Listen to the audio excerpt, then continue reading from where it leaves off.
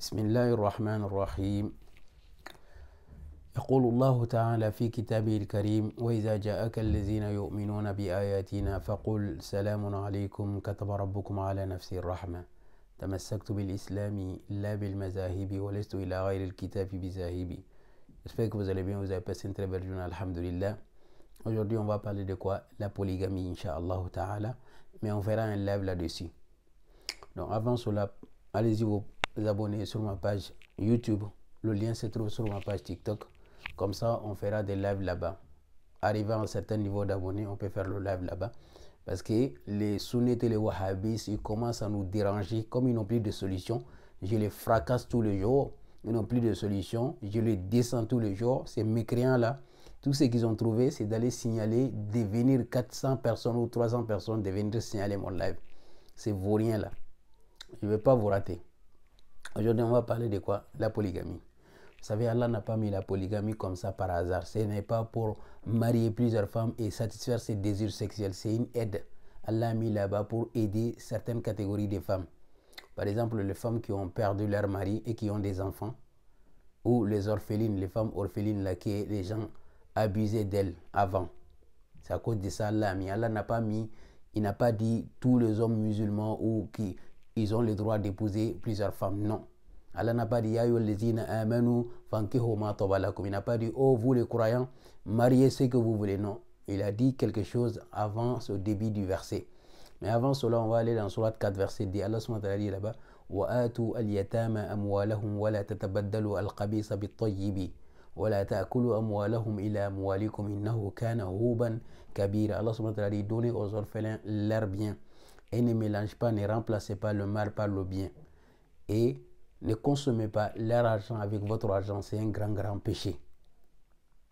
Et ensuite de ce verset, il a dit: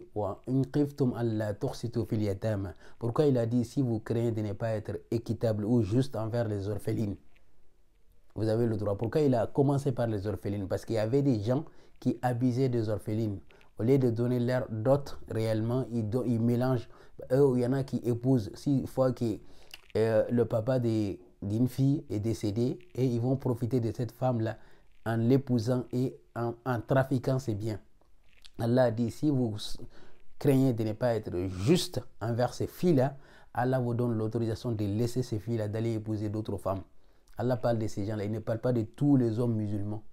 Vous comprenez? Si c'était le cas qui voulait s'adresser aux hommes musulmans, il allait dire ya ayyuhallazina amanu fankihu ma taba lakum minan nisa. Il n'a pas dit wa in khiftum alla tuqsitu fil yatama. Première des conditions, d'épouser les filles orphelines ou leur maman par exemple, pour aider. S'ils étaient des bébés, des filles, vous pouvez épouser leur maman aussi, mais en donnant réellement leur dot. Parce qu'ils ne donnaient pas réellement leur dot. C'est pour ça qu'Allah nous dit dans Surat 4, verset 127. Il a dit: وَيَسْتَفْتُونَكَ فِي النِّسَاءِ قُلِ اللَّهُ يُفْتِيكُمْ فِيهِنَّ وَمَا يُتْلَى عَلَيْكُمْ فِي الْكِتَابِ في يتامى النساء اللاتي لا تؤتونهن ما كتب لهن وترغبون أن تنكحوهن. Allah subhanahu wa ta'ala dit: ils vont te consulter à propos au sujet de ce qui a été décrété à propos des femmes, au sujet des femmes, ce qui a été décrété au sujet des femmes. Dit Allah donne son décret. Son décret, c'est quoi? C'est qu'Allah vous a cité dans le livre. Au sujet de qui? Au sujet des orphelines auxquelles vous avez escroqué leur dot et que vous voulez les épouser. Moi, vous avez escroqué leur dot. Je vous ai dit non. Surat 427, verset 127. Donc, ils escroquent leur dot, ils ne donnent pas réellement. Allah les a dit: craignez Allah. Si vous n'êtes pas être juste, épousez d'autres femmes. Laissez. Mais maintenant, les musulmans, tellement qu'ils aiment les femmes, ils ont trafiqué ce verset-là. Ils ont dit non, les femmes les hommes ont le droit d'épouser. Non, non, non, c'est faux. Et deuxième chose, soit les mamans des orphelines, soit une femme qui a perdu son mari aussi également, et il a des enfants sous sa charge. Donc là, vous pouvez les aider à les épouser. Et à condition être équitable. Si tu sais que tu ne peux pas être juste, tu ne peux pas donner l'argent comme il faut à ces deux femmes-là de la même façon, reste avec une seule femme. Mais dans l'amour, tu ne peux pas. Parce qu'Allah nous dit sur la 4, verset 129, وَلَا تَمِيلُوا كُلَّ الْمَيْلِ فَتَذَرُوهَا كَالْمُعَلَّقَةِ. Il a dit, vous ne pouvez pas être équitable dans l'amour. C'est qu'au fond de toi, tu ne peux pas aimer les deux femmes de la même façon. Mais tu peux être juste quand même à leur donner ce qu'il faut. Si tu as donné même l'argent, tu donnes à toutes les deux. Mais il ne faut pas montrer jusqu'à ce que tu vas pencher sur l'une d'elles que l'autre. Ça, c'est pas bon. Allah n'aime pas cela. À part ça, si tu as l'argent, tu as la capacité, ce n'est pas d'épouser plusieurs femmes, non. D'aller épouser les femmes qui ont perdu leur mari ou les femmes qui ont des enfants sous leur charge. Donc, c'est ces femmes-là qu'il faut épouser. Le but, c'est de les aider, pas pour satisfaire ses besoins sexuels. Vous comprenez maintenant? Donc, une femme, si tu as envie de te marier et que ton mari veut prendre plusieurs femmes, dis, si tu ne peux pas supporter, tu as le droit de dire non. S'il dit qu'il va te citer ce verset, tu dis non, Allah n'a pas dit ce verset-là à tous les musulmans ou à tous les croyants. Parce que si c'était le cas, là, il y a une bide là-dessus, c'est d'aider ces femmes-là à subvenir les besoins des enfants. C'est tout. Voilà, ils ont mélangé le verset, ils sont tellement qu'ils aiment les femmes, c'est sunnet et les wahhabis là. Ils ont fabriqué tout. Le prophète a dit, il sera fier de nous, c'est faux. C'est faux. C'est pour cela qu'il a dit, si vous craignez de ne pas être équitable, restez avec une seule femme.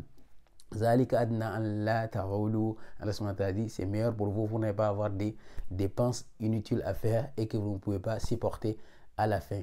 Inch'Allah, c'est tout le cas, mais le live prochain, on va essayer de prendre comme un sujet le mariage et on va vous décortiquer. Pourquoi j'ai dit même là qu'il faut les aider pour que le temps, parce qu'Allah nous dit dans Surah 3, verset 104, Surah 3, verset 104, وَلِتَكُنْ مِنْكُمْ أُمَّةٌ يَدْعُونَ إِلَى الْخَيْرِ وَيَأْمُرُونَ بِالْمَعْرُوفِ وَيَنْهَوْنَ عَنِ الْمُنكَرِ وَأُولَٰئِكَ هُمُ الْمُفْلِحُونَ. Allah subhanahu wa ta'ala dit qu'il soit issu de vous une communauté qui ordonne du bien. Ça, c'est ordonner du bien quand il pousse quelqu'un d'aller épouser une femme qui a perdu son mari et qui a des enfants sous sa charge. Donc ça, c'est pour l'aider aussi également parce qu'on est des frères en islam. Voilà un peu ça. Mais Inch'Allah, si vous n'avez pas compris quelque chose, on fera le live prochain. Mais allez-y, n'oubliez pas de vous abonner à ma page YouTube. Comme ça, on fera des lives là-bas avant que ces mécréants-là viennent encore et, comment dirais-je, signaler nos lives. On dit ربنا لا تؤاخذنا إن نسينا أو أخطأنا والسلام من الله عليكم وبركاته إلى اللقاء.